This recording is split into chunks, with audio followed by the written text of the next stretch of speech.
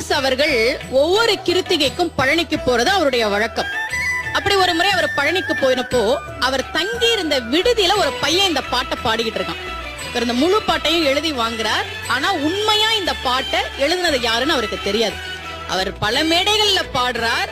ரசிகர்கள் மத்தியில, முருக பக்தர்கள் மத்தியில பெரும் வரவேற்பு கிடைக்குது. ஆனா அந்த பாட்டை எழுதுனது யாருன்னு தெரியல. ரொம்ப மாதங்கள் கழித்து சென்னையில காளிகாம்பாள் கோவிலுக்கு வரார். அந்த கோவில்ல கல்வெட்டுல இந்த பாட்டை எழுதி வச்சு, இதை எழுதியது யாருன்னு பேரோட எழுதியிருக்காங்க. அன்னை ஆண்டவன் பிச்சி அருளியது. எழுதியவர் மரகதவல்லி என்கிற ஒரு பெண்.